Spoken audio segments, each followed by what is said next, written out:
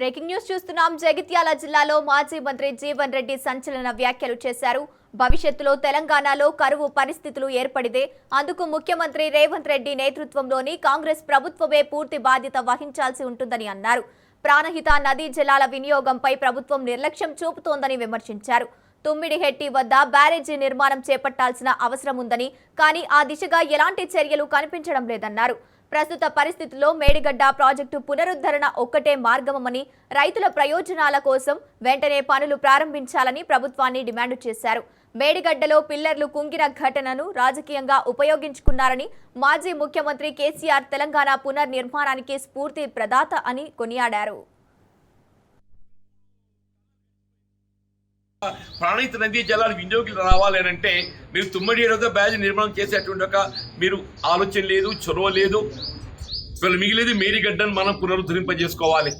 ఇప్పటికైనా కానీ ఏదైతుందో ఈ ప్రభుత్వం ఇంకా రెండేళ్ళు ఉండబోతుందని చెప్పంటున్నా.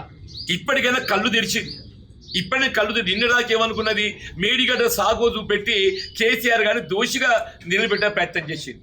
కేసీఆర్ దోషి కాదు, ఈ తెలంగాణ రాష్ట్ర భవిష్యత్తు నిర్మాణం చేసినటువంటి ఒక పూర్తి తెలంగాణ రాష్ట్ర నిర్మాణాన్ని వీళ్ళ నిలబెట్టే విధంగా ఒక స్ఫూర్తిదాత అని చెప్పంటున్నా.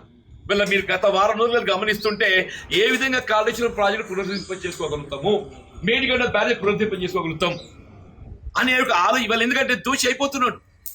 వీళ్ళు 3 కాలాలు గడిచిపోయిందే ఈ వేసవితోని, ఇక మిగిలింది 2 కాలాలు. ఈ 2 కాలాల్లో కూడా అది చేస్తా అంటే కూడా అవుతుందా కాదా తెలియదు కానీ చెప్తున్నా నేను. ఇంతకాలం అయితే ప్రకృతి సహకరించింది, మన కరువు రాలేదు. రేపు భవిష్యత్తు ఏమైతే తెలియదు. రేపు కరువు వస్తే దాని జవాబుదారు ఎవరవుతారు? రేవంత్ రెడ్డి అవుతాడు, కాంగ్రెస్ పార్టీ అయితే అని చెప్పి అంటున్నా. దాని జవాబుదారు ఎవరైతారు? రేవంత్ రెడ్డి అవుతాడు, కాంగ్రెస్ పార్టీ అయితే అని చెప్పి అంటున్నా.